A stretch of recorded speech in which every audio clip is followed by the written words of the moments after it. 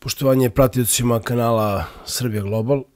Još jedna emisija pred vama sa suštinskim temama i ekskluzivnim sadržajem koji apsolutno nemate gde da čujete do ovde. U ovoj emisiji otkriću vam zašto Americi ne odgovara propast i krah Rusije i zašto Trump ne odustaje od mirovnog sporazuma. Zašto Trump želi da po svaku cenu da Rusiji još jednu veliku šansu. Trumpov strateški cilj je odvajanje Rusije od sve jačeg kolonijalnog stiska Kine, kako bi se sprečila potpuna kineska kolonizacija Sibira i ruskog dalekog istoka, kao i preuzimanje naravno ogromnih resursa, a sve radi premeštanja centra globalne moći u Kinu. Mnogo toga bi bilo jasno ako bismo stvari sveli samo na ekonomiju, ali ne bi bilo jasno baš sve, a pre svega ne bi bilo jasno zašto su američke demokrate i ruska komunistička duboka država odigrale taj dupli pas, još tamo 2014. ali pre svega 2022. i započele taj beskrajni i kako se ispostavilo poprilično besmisleni rat u Ukrajini, gledajući iz ugla Evrope, Amerike, Rusije i Ukrajine. Ali ništa na ovom svetu, a pogotovo ne veliki rat, nije lišeno motiva i razloga, te zato moramo objasniti zašto je ovaj rat projektovan tako da od njega svi imaju štetu, a samo Kina korist. Baš kao i ona pandemija C-19, sećate se. A sećate se i da je baš ratom u Ukrajini okončan C-19, istog dana možemo reći. Proces koji za posljedicu ima pretvaranje Rusije u kinesku koloniju podstaknut je dakle ratom u Ukrajini. Radi se o ekonomskoj eksploataciji, ali i demografskim promjenama. Ako se sukob u Ukrajini produži još 2 do 3 godine, Rusija rizikuje da faktički, znači de facto, izgubi kontrolu nad 40% svoje azijske teritorije i da postane u bukvalnom smislu kineska kolonija, što se u praksi već velikim delom i dešava. Da biste razumeli prave uzroke i motive rata u Ukrajini, morate pratiti trag profita. Jedina država koja ima korist od ovog besmislenog rata jeste Kina. Svi ostali imaju štetu. Najviše štete ima naravno Ukrajina, zatim Rusija, a onda Evropa, pa onda Sjedinjene Američke Države. Pre nego što krenemo dalje, hteo bih da vam skrenem pažnju da je u prodaji moja nova knjiga, Istinita povest Srba, to je moja 4. knjiga. Istinita povest Srba obrađuje najvažnije istorijske događaje od ilirskog perioda, dakle od perioda srpske antike, od naših predaka, pa do stvaranja Jugoslavije i donosi čitav niz nepoznatih, prikrivenih ili pogrešno prikazanih podataka na jedan pravi sada način, sa dokazima i sa činjenicama koji vam onda objašnjavaju zbog čega se neki događaj desio. Dakle, nemate puko prezentovanje podatka, već možete konačno da kada čitate te članke shvatate uzroke, posljedice i motive, jer to je jedini način kako se može pravilno raditi kritička historiografija, a to je i ovo kako radimo ovu emisiju. Dakle, moju knjigu Istinita povest Srba, pa i sve druge, možete naručiti putem maila srbska@gmail.com. Znači, srbska sa B, vidite to na vašim ekranima. Plaća se pouzećem, knjiga košta 2200 dinara. Dakle, vratimo se sada na temu. Citirat ću Trumpovu izjavu nakon sastanka sa Zelenskim 17. oktobra. Trump je rekao: "Dosta krvi je proliveno sa granicama definisanim ratom i hrabrošću. Treba da stanu tamo gde sada jesu." Ovo je deo njegove objave u kojoj poziva na prekid vatre duž trenutnih linija fronta, pozivajući obe strane da proglase pobedu i krenu u pregovore. Ovime je potvrđeno sve ono što sam vam govorio u prethodnim emisijama, pogotovo u pretposlednjoj emisiji gde sam govorio o razlozima zašto Lukašenko pokušava da oživi mirovne pregovore i oni su evo sada, kao što vidimo, oživljeni. Dakle, ako ste gledali tu emisiju, mogli ste da vidite na neki način i najavu svega ovoga što će se desiti. A ako ste gledali samo klasične medije ili slušali trovačke YouTube kanale, onda ste vjerojatno stekli utisak da će početi neki 3. svetski rat. Trump ponovo insistira da se rat u Ukrajini zaustavi na trenutnoj liniji fronta. Ovde je ključ. Dakle, da se Ukrajina i Rusija pomire i da se okrenu snažnom ekonomskom razvoju. Rat u Ukrajini kao svoju jedinu posljedicu može imati premeštanje svetskog centra globalne moći iz Amerike u Kinu. Osnivanje svetske države velikog brata, zašto smo generalnu probu videli tokom pandemije C-19, nije moguće dok se centar svetske moći nalazi u Americi. Ma šta vam pričali ruski bolševički propagandisti. Amerika je i dalje glavni i najvažniji čuvar tradicionalnih vrednosti. Čuvar ličnih sloboda čoveka i slobode privređivanja pre svega, i država gde je nemoguće uvesti takvu distopijsku državu bez novca, sa bonovima, poenima za hranu, odeću, lekove, benzin i tako dalje, ili rejtingom poslušnosti u kojoj neposlušni snose posledice. Dakle, to u Americi neće ići. Međutim, takva globalna država može se napraviti naravno samo u Kini, samo u mutiranoj komunističkoj globalističkoj distopiji, koja je po mnogo čemu već ispunila kriterijume iz pamfleta, proglasa i knjiga Klausa Schwaba. Dakle, Kina je već velikim delom takva država. Američki konzervativci, ali i tradicionalni deo američkih liberala, ne žele takvu distopiju, pa su napravili nužni konsenzus oko ličnosti Donalda Trumpa, koji ima gotovo neizvodljivo težak zadatak da Rusiju, uronjenu već tako dugo u čeljusti komunizma i bolševizma, iščupa iz tih kandži i pre svega iz kandži zabluda o obnovi Sovjetskog saveza, što je zaista smešno. Mislim, Sovjetski savez može da se obnovi, ali samo ako njegov centar bude u Kini. Svetski centar komunizma se, dakle, nakon raspada Sovjetskog saveza 90. godine, 89. 90. naravno, premestio iz Rusije u Kinu i sada se nalazimo u prelomnom trenutku kada Rusija mora da bira između saveza sa Amerikom, koja joj je oduvek, dakle, Amerika je oduvek bila saveznik carske Rusije, vrlo važan saveznik, i to je jedan mogući izbor, ili, s druge strane, cepanja i kraha koji je neminovan ako nastavi ovaj besmisleni rat u Ukrajini, koji Rusiju vodi u sve dublju zavisnost od Kine. Sve ćemo to mi obraditi u ovoj emisiji, pa ako vas interesuje znanje i činjenice, podaci, onda pratite do kraja. Moja prognoza nije optimistična i očekujem da bolševički Kremlj odbije Trumpovu spasonosnu ponudu. Rusija nema adute. Ona jedino može da preti atomskim naoružanjem. Svi ostali njeni parametri od ljudstva do ekonomije su blizu donje granice minimuma. Slom ruskih ekonomskih potencijala može biti znatno ubrzan slanjem Tomahawk raketa, čiji je domet veći od 1500 km, a razorna moć neuporediva sa ukrajinskim dronovima. Dakle, ovo je posljednja šansa i ponuda, dakle, najavljeni sastanak u Budimpešti ili već na nekom drugom mestu između Putina i Trumpa. Za sada znamo da je zakazan za Budimpeštu bez jasnog datuma, ali verovatno kraj oktobra. Dakle, ovo je posljednja šansa i ponuda koja Rusiji može spasiti čast i ugled i omogućiti joj da se koliko toliko predstavi kao pobednik u ratu. O tome svedoči i najnovije pismo Igora Girkina, odnosno Igora Strelkova, najpoznatijeg desničarskog ruskog disidenta i pokretača vojnog otpora u Donbasu 2014. Dakle, Strelkov u pismu optužuje nesposobno rukovodstvo u Kremlju i ruske generale koje naziva kretenima, najavljujući apokaliptični scenarij za Rusiju.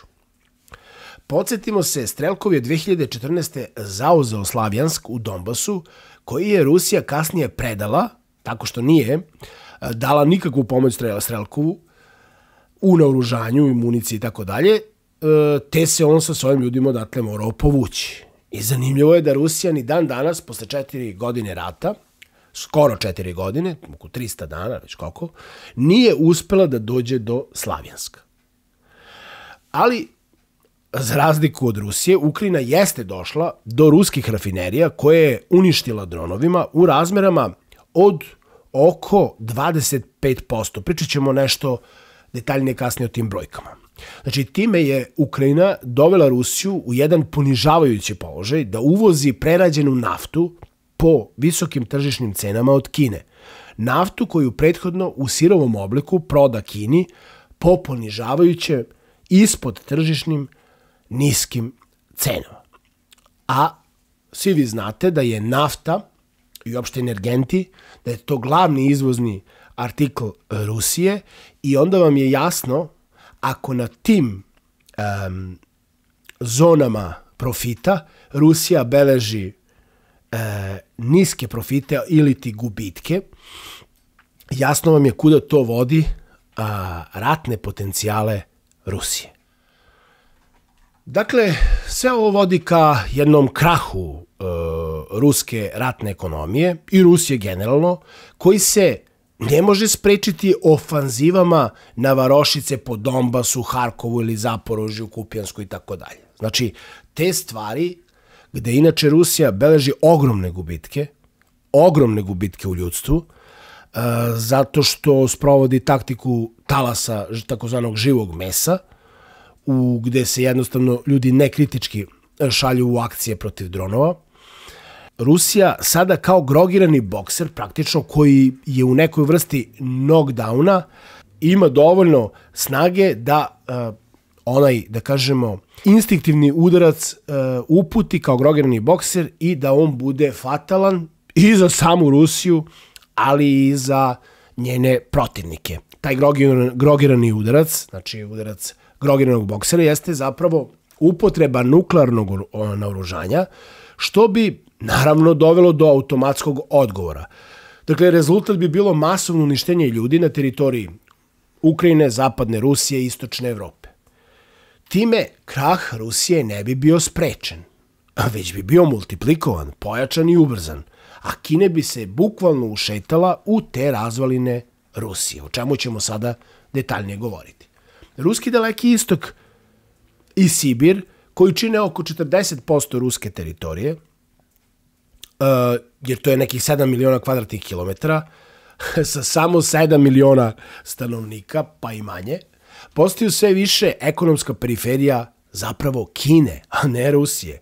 Ovaj region, bogat resursima poput nafte, gasa, minerala i šuma, predstavlja stratešku metu za Peking, posebno u kontekstu ruske izolacije zbog sankcija. Znači, od kad su Rusi pod sankcijama, Kinezi imaju otvoren put da praktično monopolizuju svoje prisustvo na Dalekom istoku i Sibiru. Prema podacima iz 2024. godine, Kina je učestvovala sa 34% u ukupnom ruskom trgovinskom obrtu. Znači, više od trećine i jedna država, sa ukupnom vrednošću od oko 245 milijardi dolara, gde su zapravo energenti činili dominantan deo. U 2025. godini rusko-kineski trgovinski obim premašio je 160 milijardi dolara, sa ruskim izvozom fokusiranim na naftu, gas, metale, žitarice i drvnu građu. Međutim, sada dolazimo do poente. Ovaj rast maskira jednu ključnu nesrazmeru, jer Kina kupuje ruske resurse po bagatelnim cenama, dok ruska ekonomija sve više zavisi od kineskih investicija i kineskog uvoza po niskim cenama. Investicije su ključni indikator tihe kineske kolonizacije. Do kraja 2025. kineske investicije u daleki ruski istok dostići će 1 trilion rubalja, oko 10 milijardi evra, što čini preko 90% svih stranih ulaganja u Rusiji. Rusija tako postaje isto ono što je već postala istočna Srbija, Bor i Majdanpek, gde mi zapravo gledamo jedan paralelni kineski univerzum. Jednu državu u državi, Kinu u Srbiji, gde se ne poštuju elementarni propisi, a Kina uzima zlato i sve ostale strateške rude u basnoslovnim iznosima, pri čemu i svu radnu snagu i svo oruđe, i da ne kažem oružje, koje se tamo koristi, je kinesko i sve ostaje u krugu kineske ekonomije. Ključni projekti Kine u Rusiji su pre svega, ajde navešćemo taj gasovod Power of Siberia, znači snaga Sibira 2, koji će omogućiti dodatne 2 milijarde kubnih metara gasa godišnje iz Sahalina, kao i korišćenje ogromnih poljoprivrednih površina za uzgoj soje i stoke. Sve ovo dodatno je radikalizovano uvođenjem bezviznog režima u septembru 2025. dakle ove godine, što olakšava veliku migraciju Kineza u Sibir i njihove poslovne aktivnosti. Treba ovde istaći i Putinovu skorašnju izjavu da su Rusi i Kinezi braća navek, odnosno zauvek i oduvek. Mislim, ovo je zaista onako meni groteskno.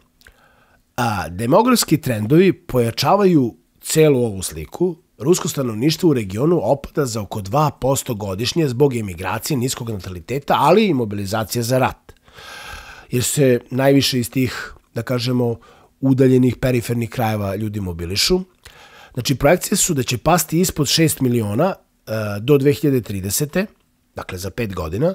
Nasuprot tome, oko 2 miliona Kineza već naseljava Sibir i Daleki istok, formirajući tamo ekonomske enklave gde dominiraju trgovinom i radnom snagom. Dakle, mi možemo bez dileme reći da će 2030. godine ovim rastom znači biti 50-50, odnosno jednak broj Kineza i sad, da kažemo Rusa, to opet ne bi bilo dovoljno tačno, jer u Sibiru znamo ko živi i da to generalno nisu etnički, već možemo da kažemo politički Rusi, dakle stanovnici i građani Rusije da, ali Rusi teško. Dakle, znači imat ćemo jednu situaciju gde će, što se kaže, Kinezi i ti azijatski narodi činiti apsolutnu većinu na 40% ruske teritorije.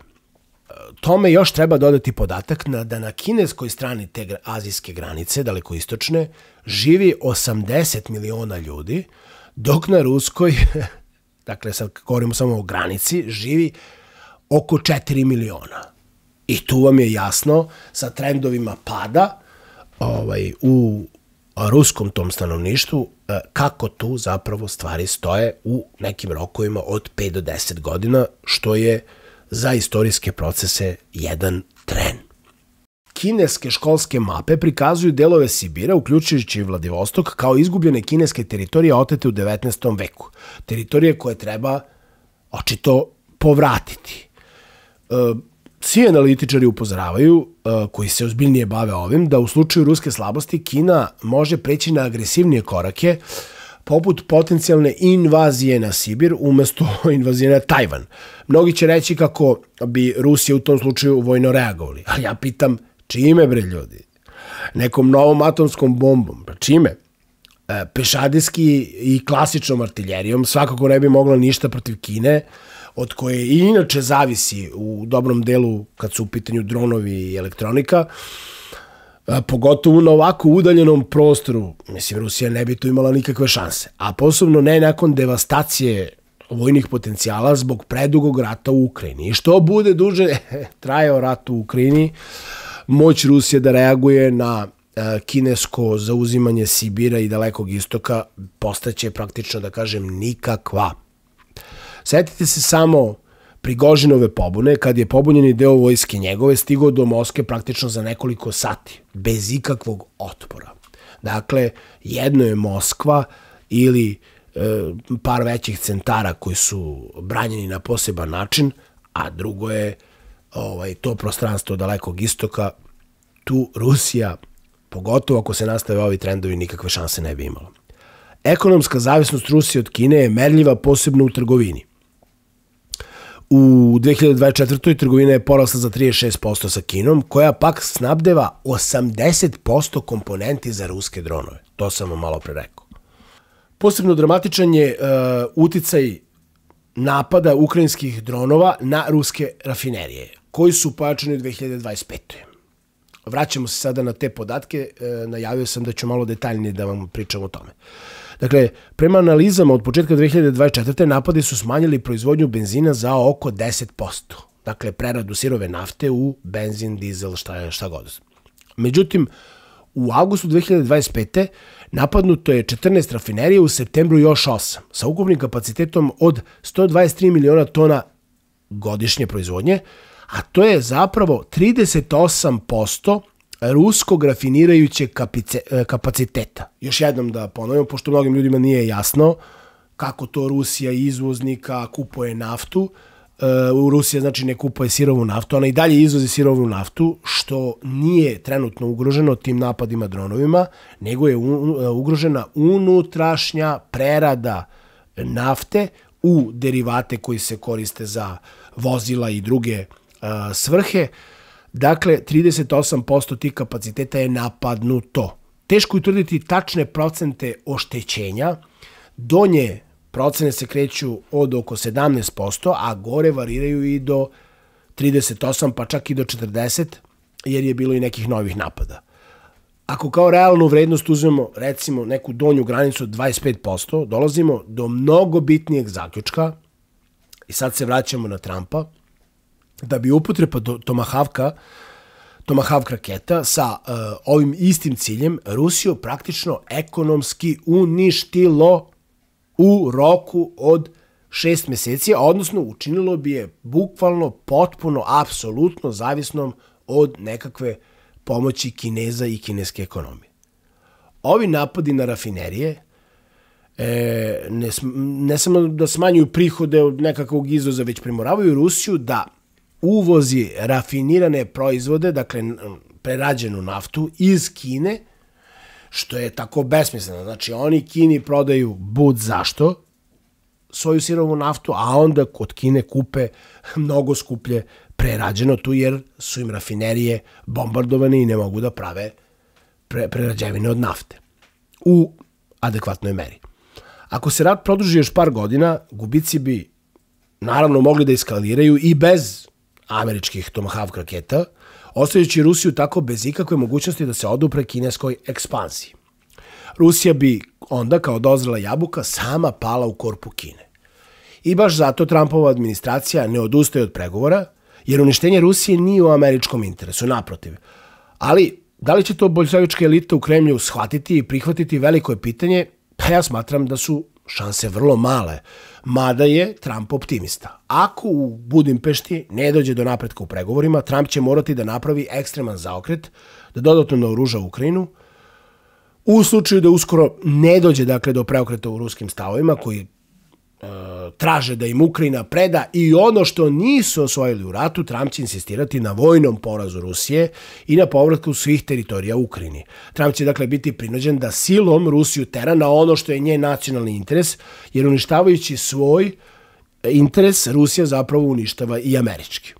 Trumpov cilj je da Rusiju privuče ka sebi, generalno ka zapadu, ali pre svega ka Americi, nudeći joj ukidanje sankcija i kontrolu nad osvojenim teritorijama. Znači da se povuče granica tamo gde trenutno stoje vojske. Budući da Rusija ne želi da prihvati dobitke, Trump im onda preti štetom i gubicima. Plan uključuje prodaju oružja Evropi za podršku Ukrajinu, kao i pritisak na NATO države, ali i Indiju da prekinu kupovinu ruske energije i nafte. Znači da se sedu samo na kinesku i severnokorejsku kupovinu. Za sada ruski mediji su potpuno ignorisali Trumpovu izjavu o liniji fronta kao liniji budućeg razgraničenja. Takva jednoglasnost u ruskim medijima je moguća samo ako postoji direktno naređenje iz Kremlja. To ukazuje na pripremu za nekakav konačni ruski odgovor koji se još kuva. Trump je spreman da popusti pred još nekim Putinovim zahtevima, kao što su, na primjer, dozvola strankama koje podržava Rusija da učestvuju na ukrajinskim izborima. Onda obnavljanje rada Ruske pravoslavne crkve, povlačenje određenih tužbi protiv Putina i ruskih političara i delimično ukidanje ili totalno ukidanje sankcija. Dakle, sve je to u paketu. Još uvijek nije jasno kakve bi to zahteve Rusija mogla da postavi u vezi sa smanjenjem, na primjer, ukrajinskog raketnog programa, kao i njene vojne i odbrambene industrije. Ipak, ako se postigne sporazum, predsjednički izbori, a moguće i parlamentarni predsjednički, mogli bi se u Ukrajini održati u roku od hitrih 45 dana. Međutim, prostor za balansiranje i kupovinu vremena polako se skraćuje, kao i Trumpovo strpljenje. On sigurno nije tip ličnosti koga možete vući za nos u dužem vremenskom roku.